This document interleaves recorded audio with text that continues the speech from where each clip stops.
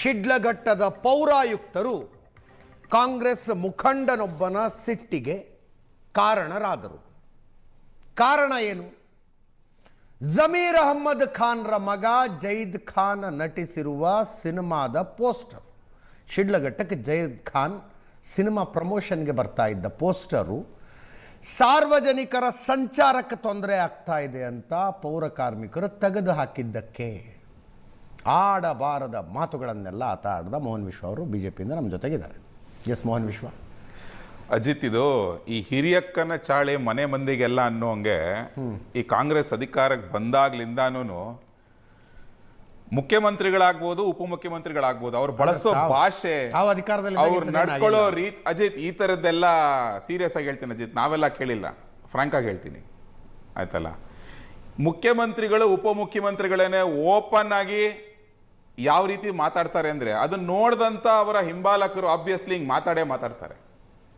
ನೀವು ರೀಸೆಂಟ್ ಇನ್ಸಿಡೆಂಟ್ಗಳೇ ತಗೊಳ್ಳಿ. ಮತ್ತೆ ಮುಖ್ಯಮಂತ್ರಿಗಳು ಸನ್ಮಾನ್ಯ ರಾಷ್ಟ್ರಪತಿ ಅವ್ರನ್ನ ಏಕವಚನದಲ್ಲಿ ಸಂಬೋಧಿಸ್ತಾರೆ, ತಿರ್ಗಾ ವಿತ್ತ ಸಚಿವ ನಿರ್ಮಲಾ ಸೀತಾರಾಮನ್ ಅವ್ರನ್ನ ಏಕವಚನದಲ್ಲಿ ಸಂಭವಿಸ್ತಾರೆ. ಯಾವುದೋ ಒಂದು ಮೀಟಿಂಗ್ ಅಲ್ಲಿ ಮಾತಾಡ್ಬೇಕಾರೆ ಅದು ಕೇಳೋ ರೀತಿ ಹೆಂಗ್ ಕೇಳ್ತಾರೆ, ಹೇಳ್ಬಿಟ್ಟು ಕೊನೆಗೆ ಆಡ್ ಭಾಷೆಯಲ್ಲಿ ಅಂದ್ಬಿಟ್ಟು ಹಂಗೆ ಎಸ್ಕೇಪ್ ಆಗ್ಬಿಡ್ತಾರೆ. ಮತ್ ಅಧಿಕಾರಿಗಳ ವಿಚಾರದಲ್ಲಂತೂ ಈ ಸರ್ಕಾರ ಬಂದ ಮೇಲೆ ಯಾವ ರೀತಿ ಒಂದು ಇನ್ಸೆಕ್ಯೂರಿಟಿ ಎಷ್ಟು ಕೆಟ್ಟದಾಗಿ ನಡ್ಕೊಳ್ತಾ ಇದ್ದಾರೆ ಅಂತ ಹೇಳಿದ್ರೆ ಪಟ್ಟಿ ಉಜ್ಜು ಕೊಡ್ತಾ ಹೋಗ್ಬೋದು. ಅದು ಆತ್ಮಹತ್ಯೆ ಮಾಡ್ಕೊಂಡವ್ರಾಗ್ಬೋದು, ಸಸ್ಪೆಂಡ್ ಆದವ್ರಾಗ್ಬೋದು. ನೀವು RCB ಇನ್ಸಿಡೆಂಟೇ ತಗೊಳ್ಳಿ. DK ಶಿವಕುಮಾರ್ ಶೋಕಿಗೋಸ್ಕರ ಫೋಟೋಶೂಟ್ಗೋಸ್ಕರ ಕಪ್ಪಿಟ್ಕೊಂಡು ಫೋಟೋ ತೆಗೆಸ್ಕೋಬೇಕು ಅಂತ ಹೇಳಿ ಸಿದ್ದರಾಮಯ್ಯನವರು ಅವ್ರೇನೋ ಮಾಡ್ಬೇಕು ಅಂತ ಹೇಳಿ ವಿಧಾನಸೌಧದಲ್ಲಿ ಕಾರ್ಯಕ್ರಮ ಮಾಡ್ಕೊಂಡು ಅಲ್ಲಿ ಸರಿಯಾಗಿ ಏನೋ ಕಾರ್ಯಕ್ರಮ ಮಾಡಿದಿರ ಅಲ್ಲಿ ಕಾಲ್ ತುಳಿದಲ್ಲಿ ಅಷ್ಟು ಜನ ಸತ್ರೆ ಅದನ್ನ ತಗೊಂಡೋಗ್ಬಿಟ್ಟು ದಯಾನಂದ್ ಅವ್ರ ತಲೆ ಕಟ್ಬಿಟ್ಟು ಇನ್ನ 3-4 ಜನ ಇನ್ಸ್ಪೆಕ್ಟರ್ ತಲೆ ಕಟ್ಬಿಟ್ಟು ಅವ್ರನ್ನೆಲ್ಲ ಸಸ್ಪೆಂಡ್ ಮಾಡ್ಬಿಟ್ಟು ಇವರೆಲ್ಲ ಸೇಫ್ ಆಗ್ಬಿಟ್ರು. ಅವನಿಗೆ ಅಲ್ಲೂ ಬಲಿಯಾಗಿದ್ದ ಅಧಿಕಾರಿಗಳೇನೇನೆ ಯಾರಿಗೆ? ಇವ್ರಿಗೋಸ್ಕರ. ನೆಕ್ಸ್ಟ್ ಡ್ರಗ್ಸ್ ಸೀಸರ್ ವಿಚಾರಣೆ ತಗೊಳ್ಳಿ. ಮಹಾರಾಷ್ಟ್ರದ ಪೊಲೀಸರು ಬಂದ್ಬಿಟ್ಟು ಕರ್ನಾಟಕದಲ್ಲಿ ನಿಮಗೆ 38 ಕೋಟಿ ವರ್ತ್ ನ ಡ್ರಗ್ಸ್ ನ ಸೀಸ್ ಮಾಡಿದಾಗ ಇವ್ರಿಗೆ ಗೃಹ ಸಚಿವರಿಗೂ ನನಗೆ ಏನೂ ಗೊತ್ತಿಲ್ಲ, ಮುಖ್ಯಮಂತ್ರಿಗಳಿಗೂ ಏನೂ ಗೊತ್ತಿಲ್ಲ, ಉಪಮುಖ್ಯಮಂತ್ರಿಗಳಿಗೂ ಏನು ಗೊತ್ತಿಲ್ಲ. ಏನ್ ಮಾಡಿದ್ರು? 3 ಜನ ಅಧಿಕಾರಿಗಳನ್ನ ಸಸ್ಪೆಂಡ್ ಮಾಡ್ಬಿಟ್ರು, ಇವ್ರು ಸೈಡ್ಗೆ ಹೋಗ್ಬಿಟ್ರು. ನೆಕ್ಸ್ಟ್ ತಿರ್ಗಾ ಬೆಳಗಾವಿ ತಹಸೀಲ್ದಾರ್ ಆಫೀಸ್ ತಗೊಳ್ಳಿ. ನಿಮ್ಗೆ ಅಲ್ಲಿ ಒಡ್ಡಣ್ಣನವರ್ ಅಂತ ಹೇಳ್ಬಿಟ್ಟು ಅಲ್ಲೊಬ್ರು ಕಿರುಕುಳ ತಾಳಲಾದ್ರೆ ಅಲ್ಲೊಬ್ರು ಸೂಸೈಡ್ ಮಾಡ್ಕೊಂಡ್ಬಿಟ್ರು. ಮತ್ ವಾಲ್ಮೀಕಿ ಅಭಿವೃದ್ಧಿ ನಿಗಮದಲ್ಲಿ ಚಂದ್ರಶೇಖರ್ ಅಲ್ಲೂ ಸೂಸೈಡ್ ಮಾಡ್ಕೊಂಡ್ಬಿಟ್ರು. ನೆವರ್ ಎಂಡಿಂಗ್ ಸ್ಟೋರಿ ಆಗ್ಬಿಟ್ಟಿದೆ. ಈಗ ಉಪಮುಖ್ಯಮಂತ್ರಿಗಳಂತೂ ಓಪನ್ ಧಮ್ಕಿ, ಅಧಿಕಾರಿಗಳ ಹೊರತುಪಡಿಸಿ ಅಲ್ಲಿ ಯಾವ್ದೋ ಚಿತ್ರರಂಗದ ಕಾರ್ಯಕ್ರಮಕ್ಕೆ ಹೋಗ್ತಾರೆ, ನಟ್ಟು ಬೋಲ್ಟು ಟೈಟ್ ಮಾಡ್ತೀನಿ ನಿಮ್ದು ಅಂತ ಹೇಳ್ತಾರೆ. ಅಪಾರ್ಟ್ಮೆಂಟ್ ಓನರ್ಸ್ ಅಸೋಸಿಯೇಷನ್ ಅವರು ಸಾಮಾನ್ಯ ಜನರು ಒಂದು ರೆಪ್ರೆಸೆಂಟೇಷನ್ ಕೊಡಕ್ ಬಂದ್ರೆ ಅವ್ರಿಗೂ ಧಮಕಿ ಹಾಕ್ತಾರೆ. ಈ ತರ ಓಪನ್ ಆಗಿ CM DCM ನಿಮ್ಗೆ ಧಮಕಿ ಹಾಕೊಂಡು ಈ ರಾಜ್ಯದಲ್ಲಿ ಯಾರ ಅಧಿಕಾರಿಗಳು ಸರಿಯಾಗಿ ಕೆಲಸ ಮಾಡಂಗಿಲ್ಲ, ಮಾತಾಡಂಗಿಲ್ಲ, ಸಾಮಾನ್ಯ ಜನ ಪ್ರಶ್ನೆ ಕೇಳಂಗಿಲ್ಲ ಅಂತ ಹೇಳಿದಾಗ ಅವ್ರ ಹಿಂಬಾಲಕರ ಬಾಯಲ್ಲಿ ಮಾತುಗಳು ಬಂದೇ ಬರುತ್ತೆ. ಜೈ ಅವರೇ ಪ್ರೇರಣೆ ಇವ್ರಿಗೆ. ಅಷ್ಟೇ ಯಾಕೆ, ಈ ರಾಜೀವ್ ಗೌಡ ಅಂತ ಹೆಸರು ಬರ್ತಾ ಇದೆಯಲ್ಲ, ಈತನ ರೌಡಿಸಮ್ ಇದೆ ಫಸ್ಟ್ ಟೈಮ್ ಅಲ್ಲ. ಎಷ್ಟು ಜನಕ್ಕೆ ನೆನಪಿದೆ ನನಗೆ ಗೊತ್ತಿಲ್ಲ, ನಾನು ಮಾಧ್ಯಮದಲ್ಲೇ ಬಂದಿರುವಂತ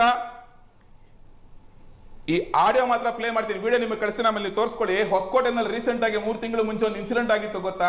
ಒಂದು ಇಡೀ ಕುಟುಂಬದ ಮೇಲೆ ಅಟ್ಯಾಕ್ ಆಗಿತ್ತಲ್ಲ, ಆ ಕುಟುಂಬದವ್ರು ಮಾತಾಡೋದು ಕೇಳಿಸ್ಕೊಳ್ಳಿ. ನಮ್ಮ ಕೈ ಕೊಡಕ್ಕೋಸ್ಕರ ಅನ್ಕೊಂಡು ಕಾರ್ ಎತ್ಕೊಂಡು ಬಂದಿದ್ದರಿಂದ ತುಂಬಾನೇ ಅದಕ್ಕೋಸ್ಕರ ಜಗಳ ಏನಿದೆ ಅದರಲ್ಲಿ ಹೇಳಿದ್ದು ಅಲ್ಲ. ಆ ಪ್ರಕರಣದಲ್ಲಿ ಇವ್ರ ಹೆಸರು ಕೇಳಿ ಬಂದಿತ್ತು. ಇದು ಫಸ್ಟ್ ಟೈಮ್ ಅಲ್ಲ ಇವ್ರು ಮಾಡ್ತಾ ಇರೋದು. ತಿರ್ಗಾ ಯಾವ್ದೋ ಒಂದು ಜಮೀರ್ ಅಹಮದ್ ಖಾನ್ ಮಗನ ಒಂದು ಚಿತ್ರದ ಪೋಸ್ಟರ್ಗೋಸ್ಕರ ಈ ರೀತಿ ಕೆಟ್ಟದಾಗಿ ಮಾತಾಡ್ತಾರೆ ಅಂತ ಹೇಳಿದ್ರೆ, ಹಾಗಾದ್ರೆ ಈ ಸರ್ಕಾರದ ಅಧಿಕಾರಿಗಳಿಗೆ ನಿಮ್ಗೆ ರಕ್ಷಣೆ ಕೊಡೋರು ಯಾರು? ಅಧಿಕಾರಿಗಳು ಜನಸಾಮಾನ್ಯ ರಕ್ಷಣೆ ಕೊಡಬೇಕು. ಇಲ್ಲ ಅಧಿಕಾರಿಗಳಿಗೆ ರಕ್ಷಣೆ ಇಲ್ಲ, ಜನಸಾಮಾನ್ಯರಿಗೂ ರಕ್ಷಣೆ ಇಲ್ಲ. ತಿಳ್ಕಳೆ ಓಪನ್ ಆಗಿ ಮುಖ್ಯಮಂತ್ರಿ, ಉಪಮುಖ್ಯಮಂತ್ರಿಗಳು, ತಿರ್ಗಾ ಇನ್ಚಾರ್ಜ್ ಮಿನಿಸ್ಟರ್ಗಳು, ಮಂತ್ರಿಗಳು, ಶಾಸಕರು, ನೀವು ಬಾಲಕೃಷ್ಣ ಉದಾಹರಣೆ ಕೊಟ್ರಿ, ಅವಾಗ ಚಪ್ಪಲಿ ಹೊಡಿತೀನಿ ಹೊಡಿಸ್ತೀನಿ ಅಂತ ಹೇಳ್ತಾರೆ ಒಬ್ಬ ಸರ್ಕಾರಿ ಅಧಿಕಾರಿಗಳಿಗೆ. ಅವ್ರಿಗೆ ಕ್ಷಮೆ ಹೆಂಗ್ ಬರುತ್ತೆ? ಅವ್ರಿಗೆ ಕ್ಷಮೆ ಕೋರೋದು ಮುಗೀತು. ಯಾಕಂತ ಹೇಳಿದ್ರೆ ಸಿದ್ದರಾಮಯ್ಯ ಹೇಳಿದಾಗೂ ಅಷ್ಟೇ ಆಡ್ ಭಾಷೆ ಮುಗೀತು, ಉಪಮುಖ್ಯಮಂತ್ರಿಗಳು ಹೇಳಿದಾಗೂ ಅಷ್ಟೇ ಏನೋ ಹೇಳ್ದೆ ಬಿಟ್ಬಿಡ್ರೆ ಮುಗೀತು. ಮಾತಾಡೋದು, ಕ್ಷಮೆ ಕೊಡೋದು, ಬಿಟ್ಬಿಡೋದು ಅಷ್ಟೇ. ಇವ್ರಿಗೆ ಧೈರ್ಯ ಬರೋದೇ ಅಲ್ಲಿಂದ, ಧೈರ್ಯ ಬಂದಿರೋದೇ ಅಲ್ಲಿಂದ. ಈ ಆಡಳಿತದ ಮದ ಇದೆಯಲ್ಲ, ತಲೆಗೇರಿಸ್ಕೊಂಡು ಮೆರಿತಾ ಇದ್ರೆ ಕಳೆದ 2.5 ವರ್ಷದಿಂದ ಅಂತ ಹೇಳಿದ್ರೆ, ಯಾರು ಏನೇ ಮಾಡ್ಲಿ ಒಂಥರ ದಪ್ಪ ಚರ್ಮದವ್ರ ತರ ಇವ್ರು ಸೇಫ್ ಆಗೋದಕ್ಕೋಸ್ಕರ ಅಧಿಕಾರಿಗಳನ್ನ ಬಲಿಪಶು ಮಾಡೋದು, ಅಧಿಕಾರಿಗಳನ್ನ ಬೈಯೋದು, ಎತ್ತಂಗಡಿ ಮಾಡೋದು, ಪ್ರೆಷರ್ ಹಾಕೋದು. ಪ್ರೆಷರ್ ತಡ್ಕೊಳ್ತಾ ಇದ್ದಾಗ ಅಧಿಕಾರಿಗಳು ಸೂಸೈಡ್ ಮಾಡ್ಕೊಂಡ್ಬಿಡ್ತಾರೆ, ಅದನ್ನು ಅಲ್ಲೇ ಕ್ಲೋಸ್ ಮಾಡ್ಬಿಡೋದು. ಪ್ರೆಷರ್ ಮಾತ್ರ ಯಾವ್ದು ಜವಾಬ್ದಾರಿ ತಗೊಳ್ಳೋದಿಲ್ಲ. ನಮ್ಮ ಪಕ್ಷ ಆಡಳಿತದಲ್ಲಿದೆ ಅನ್ನುವ ಏನು ಅಹಮ್ಮು ಎಲ್ಲ ಟೈಮ್ನಲ್ಲಿ ಎಲ್ಲ ಪಕ್ಷದವ್ರಿಗೂ ಬರುತ್ತಲ್ಲ ಒಂದ್ ಎಲ್ಲರಿಗೂ ಸ್ವಲ್ಪ. ಇರುತ್ತೆ ಹಾ. ಇದನ್ನು ಯಾವುದೇ ಒಂದು ಈಗ ಬಿಜೆಪಿಯವರು JDS-ನವರು ವಿಪಕ್ಷದಲ್ಲಿದ್ದಾರೆ ರಾಜ್ಯದಲ್ಲಿ ಅನ್ನೋ ಕಾರಣಕ್ಕಾಗಿ ನಮ್ಮ ಕಾಲದಲ್ಲಿ ಇಂಥದ್ದೇನು ಇರಲಿಲ್ಲ. ಒಂದು ಪಕ್ಷವನ್ನು ಸಿಂಗಲ್ ಔಟ್ ಮಾಡಿ ನೋಡೋಕೆ ಅದೇ. ಈಗ ಅಧಿಕಾರಿಗಲ್ಲ ರೇವಣ್ಣ ಅವರು ಸುಮಲತಾ ಬಗ್ಗೆ ಏನೆಲ್ಲ ಮಾತಾಡಿದ್ರು. ಮತ್ತೆ ಬಿ ಜೆ ಪಿಯವರು ಅನೇಕ ಪ್ರಕರಣಗಳಲ್ಲಿ ಈಗ ಇದನ್ನು ಸಿಂಗಲ್ ಔಟ್ ಮಾಡಿ ನಾನು ಇದನ್ನು ಬರೀ ಕಾಂಗ್ರೆಸ್ಸಿಗೆ ಇದನ್ನು ಆರೋಪ ಮಾಡೋದು ಈಗ ಏನಾಗುತ್ತೆ, public memory is very short.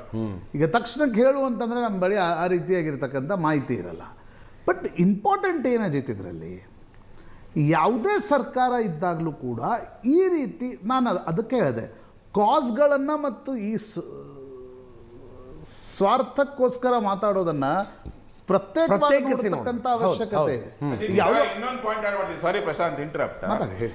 ಮಾತೆತ್ತಿದ್ರೆ ಎಲ್ಲಾ ಕಡೆನೂ ಇಮ್ಮಿಡಿಯೇಟ್ ಆಗಿ ಓಡೋಗುವಂತ ನಮ್ಮ ಮಹಿಳಾ ಆಯೋಗದ ಅಧ್ಯಕ್ಷ ನಾಗಲಕ್ಷ್ಮಿ ಚೌಧರಿ ಪತ್ರ ಬರೆದಿದ್ದಾರೆ ಅವರು. ಪತ್ರ ಶಿಡ್ಲಘಟ್ಟ ಪೊಲೀಸರಿಗೆ ಪತ್ರ ಬರೆದಿದ್ದಾರೆ. ಬೇರೆ ಕೇಸ್ ನಲ್ಲಿ ಫಸ್ಟೇ ಓಡೋಕ್ ಕುತ್ಕೊಂಡ್ಬಿಡ್ತಾರೆ. ಆ ಕೋಗಿಲು ಪ್ರಕರಣದಲ್ಲಿ ಆಗ್ಬೋದು, ಬೇರೆ ಬೇರೆ ಪ್ರಕರಣದಲ್ಲಿ ಆಗ್ಬೋದು, ಹೋಗಿ ಕುತ್ಕೊಂಡ್ಬಿಡ್ತಾರೆ ಅಲ್ಲೇನೆ. ಹೋಗೋದಕ್ಕಾಗೋದಿಲ್ವ ಅವ್ರಿಗೆ? ಎಷ್ಟು ದೂರ ಇದೆ ಬೆಂಗಳೂರಿನ ಶಿಡ್ಲಘಟ್ಟ? ಹೋಗೋದಕ್ಕಾಗೋದಿಲ್ವಾ? ಎಲ್ಲಾ ಪ್ರಕರಣದಲ್ಲಿ ಹೋಗ್ತೀನಿ ಅಂತ ಹೇಳ್ತಾರೆ. ಎಲ್ಲೋದ್ರು ಅವ್ರಾಗಾರ ಇವತ್ತು? ಏನಾಗಾರೆ ಒಬ್ರು ಮಹಿಳೆಗೆ ಅಷ್ಟು ಕೆಟ್ಟದಾಗಿ ಬೈತಾ ಇದಾರೆ ಅಂದಾಗ ತಿರ್ಗಾ ಆ ಸಂಗಮೇಶ್ ಮಗನ್ ಪ್ರಕರಣದಲ್ಲೂ ಅಷ್ಟೇ ಎಲ್ಲೋದ್ರು? ಎಲ್ಲಿ ಹೋಗಿದ್ರು ಹಾಗಾದ್ರೆ ಅವರು ಮಹಿಳಾ ಆಯೋಗದವರು? ಅಪ್ಪನಿಗೆ ಹುಟ್ಟು ಮಗ ಅಂದ್ರೆ ಏನ್ ತನಿಖೆ ಮಾಡಿದ್ರು? ಧರ್ಮಸ್ಥಳಕ್ಕೆ ಹೋಗ್ತಾರೆ ಇಲ್ಲಿಂದ 350 ಕಿಲೋಮೀಟರ್ ದೂರಕ್ಕೆ ಹೋಗಕ್ಕಾಗುತ್ತೆ ಅವ್ರಿಗೆ?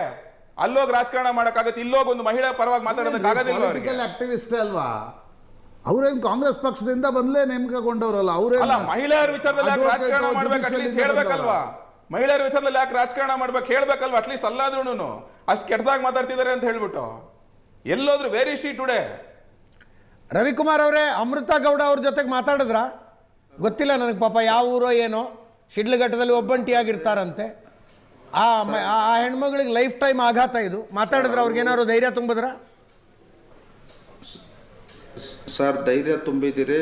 ಇವತ್ತು ನಮ್ಮ ಕ್ಷೇತ್ರದಲ್ಲಿ ಎಲ್ಲ ಮುಖಂಡರು, ನಮ್ಮ ಸ್ನೇಹಿತರೆಲ್ಲ ಅವ್ರ ಜೊತೆಯಲ್ಲಿದ್ದಾರೆ. ಎಲ್ಲಕ್ಕಿಂತ ಮಿಗಿಲಾಗಿ ಅವ್ರ ಹಾಸನ ಜಿಲ್ಲೆ ಚನ್ನರಾಯಪಟ್ಟಣದವರು. ಸರ್, ಈಗೇನಾಗಿದೆ ಅಂದರೆ, ಈ ಒಂದು ಪ್ರಕರಣ ನಮ್ಮ ಶಿಡ್ಲಘಟ್ಟ ವಿಧಾನಸಭಾ ಕ್ಷೇತ್ರದಲ್ಲಿ ನಡೀಲಿಕ್ಕೆ ಕಾರಣ ರಾಜೀವ್ ಗೌಡರಿಗೆ DK ಶಿವಕುಮಾರ್ ಆಶೀರ್ವಾದ ಇದೆ ಅನ್ನೋ ಒಂದೇ ಕಾರಣಕ್ಕೆ ಇವತ್ತು ಅವರು ಈ ರೀತಿ ವರ್ತನೆ ಮಾಡ್ತಾ ಇದ್ದಾರೆ.